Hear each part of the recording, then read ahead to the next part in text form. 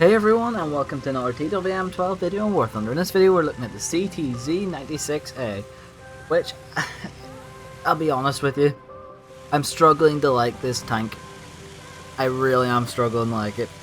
Now, I'll say this, it performs pretty well in night battles, even though the thermals look like shit on it. It still does perform pretty well. I'll give it credit where it's due. Its upper glacis and its turret are pretty strong, but I have died from some stupid fucking shots in this tank, and it's the majority of the times actually how I die is some really stupid fucking shots. I've had shots bounce off the tracks, hit the ammo, bounce through the lower glacis. Well, I can't really say the lower glacis shots are stupid because that's the weakest part of this tank, so that's a smart shot, but you get the picture. I've died there's some stupid shit in this tank, I really have.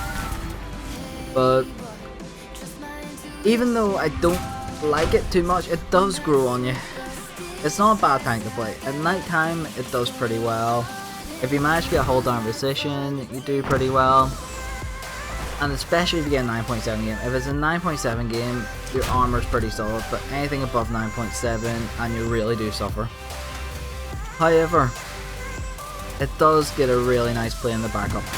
And the F100D, well, sorry, the F100A actually, because it's a Chinese version of it, is actually pretty good, so it does give it a pretty solid cast playing with its bullpups. I was never a fan of bullpups until I played the F100A. The bullpups on the F100A are absolutely amazing in every aspect, and I regret not using them sooner, personally speaking. But anyways, back on topic about the plane. Not the plane, the fucking tank. I'm sorry. Had a bit of a busy few days between work and trips up to the hospital with my mum, so hopefully that works out well. But anyways, the ZTZ96A, it's not the fastest. Its speed's 59 kilometers per hour. It's pretty average.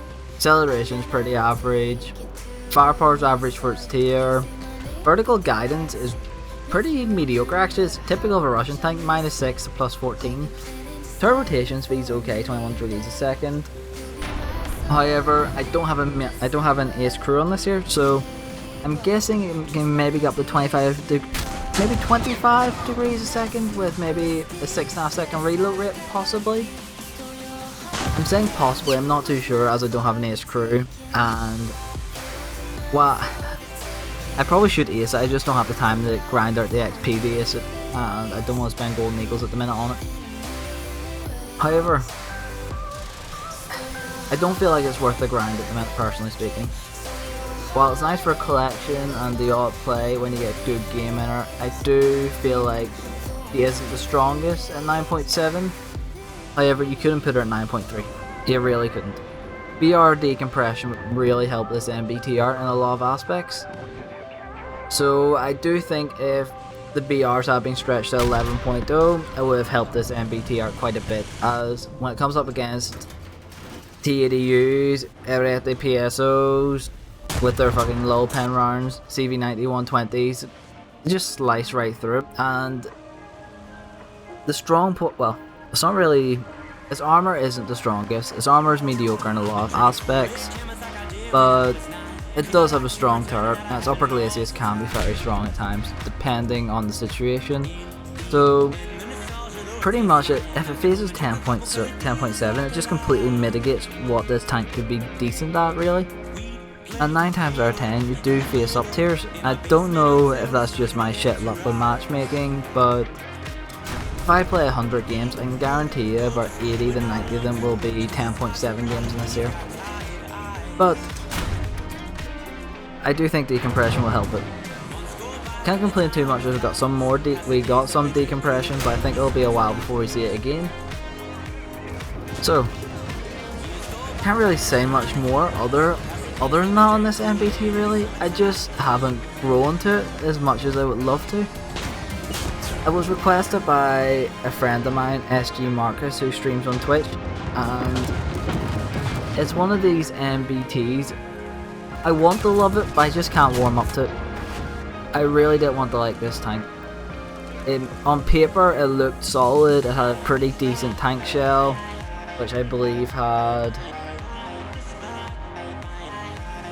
yeah, 1700 meters a second with 466mm pen, which is it is really decent actually. The shell's amazing. I just couldn't find, other than the shell, I can't find another reason to like this tank, to be honest with you. Well, it comes with like really good cosplaying, so there's no reason I like it. But that's my issues with it, personally speaking, and I'm sorry it's such a negative first impressions video of me getting this tank.